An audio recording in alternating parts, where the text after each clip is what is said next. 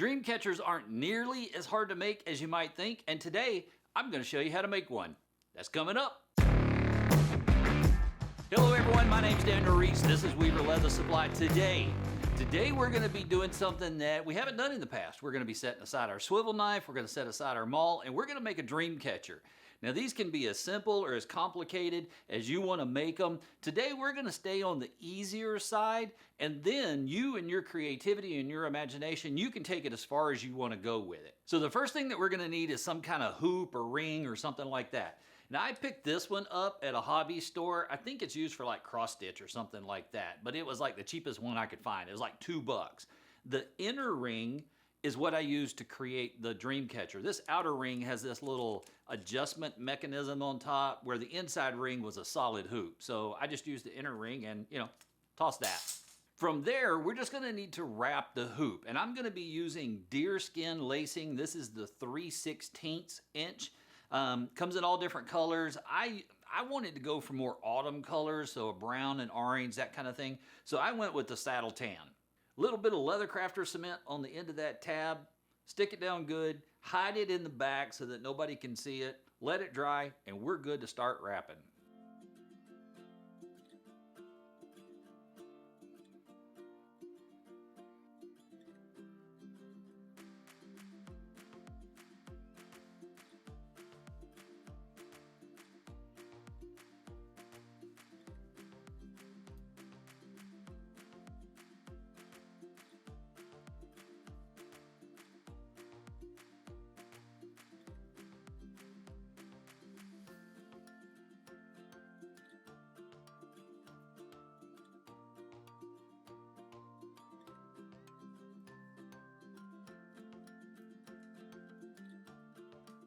It took about 16 feet to cover this volleyball-sized hoop, but I'm only working with about 6 feet at a time.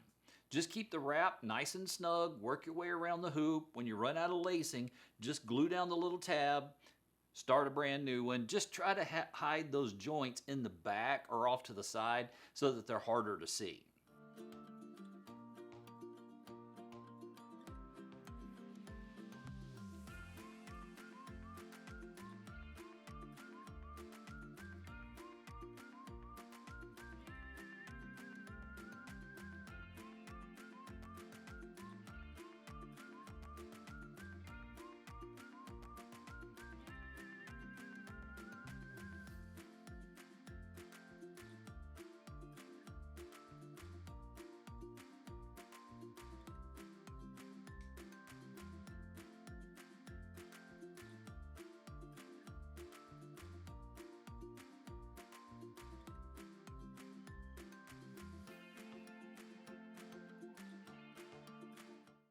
This part of the project really only took about 20 or 25 minutes. It didn't take that long.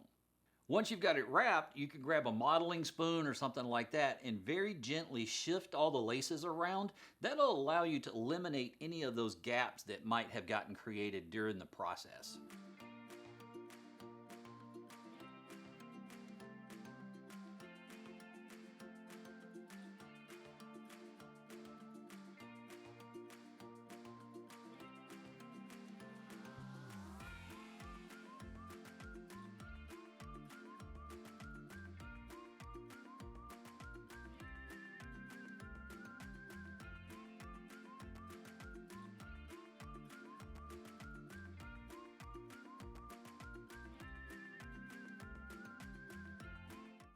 Now we get to the fun part.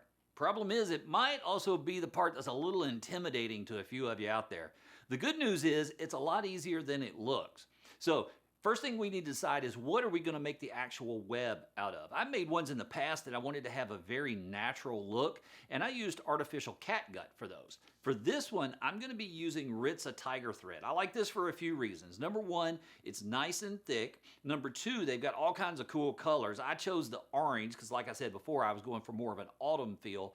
And three, because it's waxed, you can bend the end of it, and that makes it easier to feed it in and out as you're creating the web. After you've decided what you're going to make the web out of, the next decision that you're going to make is how far apart do you want the gaps on this initial pass to be. This is really going to set the tone for the whole project. If you want a really tight weave, then you're probably going to want just a few inches. But if you're looking for more of an open look, then you can get away with like 4 to 5 inch gaps.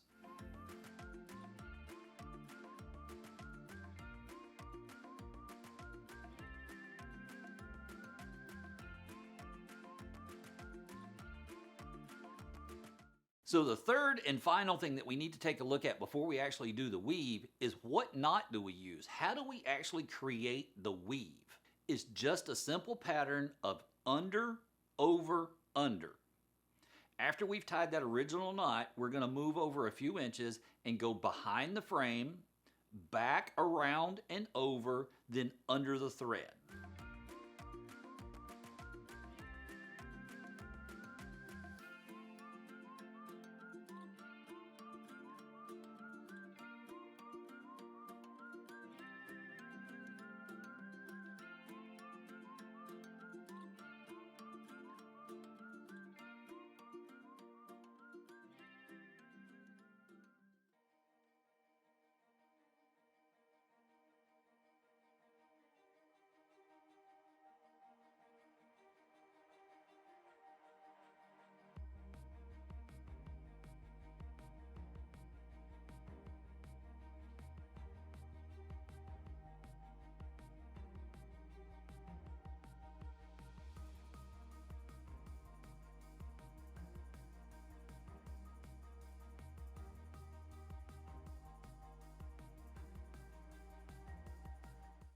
Then we can pull it tight, do it again. Under, over, under.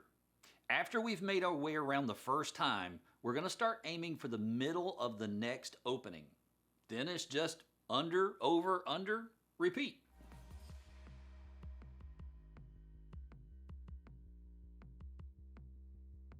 As you do this, we can add beads or whatever other embellishments you'd like. Just make sure you do it as you're creating the web.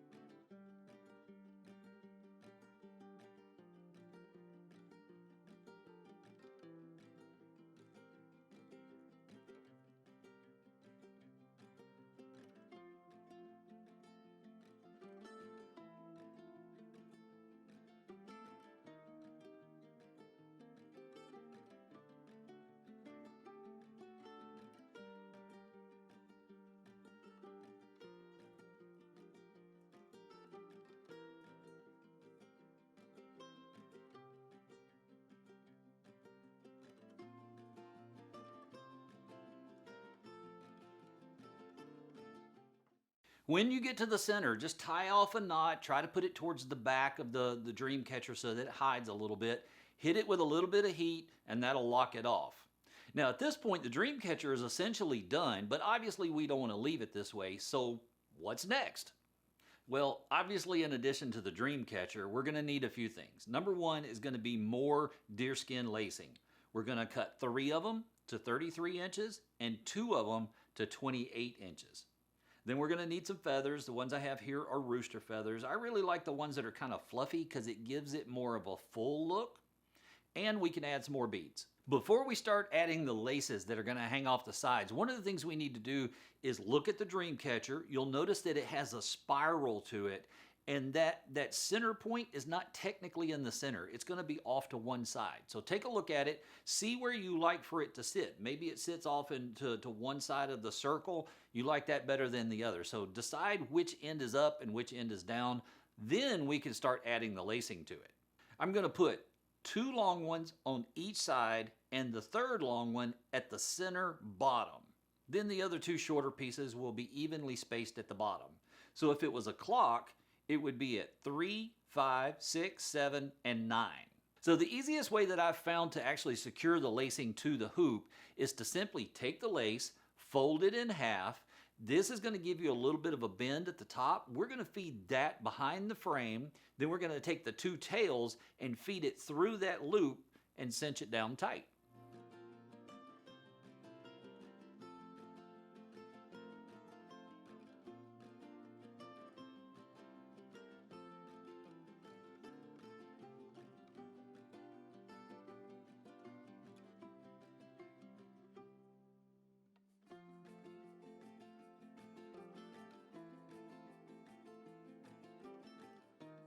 When you're done, you should have something that looks more or less like this. So this is where my design might diverge from yours a little bit. I had these wooden beads lying around that we had used for another project, so they were kind of the perfect fit over the top of the lacing, so I just used those. So for the first few beads that we're going to put on the lacing, we're going to slip both tails of the lacing through the bead and then cinch it down really tight up against the frame.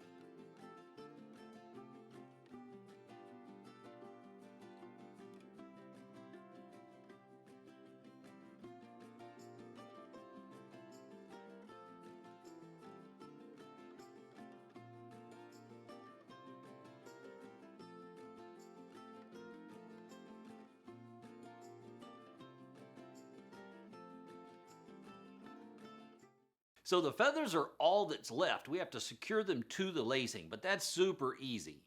For mine, I'm going to use 3 sets of feathers on those straps at the bottom of the Dreamcatcher, and I'm going to put 1 set of feathers on each of the straps on the sides. So one thing I want to point out is that we're working in odd numbers. There are 5 sets of laces. There's 11 sets of feathers. There's 3 beads on each of the laces right up against the frame. I'm not really sure why, but odd numbers seem to work better in design. Not really sure why that is. So the best way that I found to secure the feathers is just to bunch them together.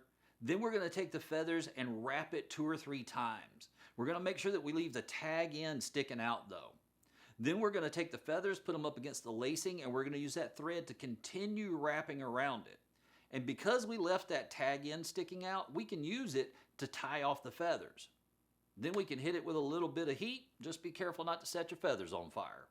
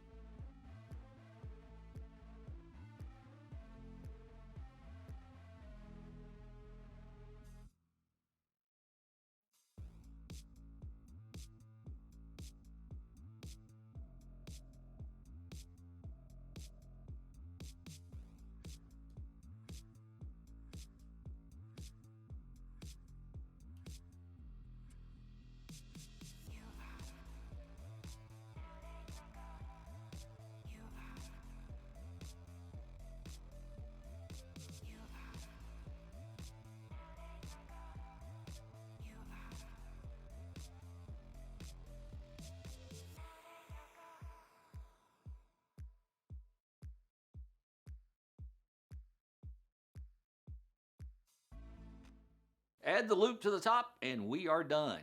Even with filming, this project really only took about 3 to 4 hours.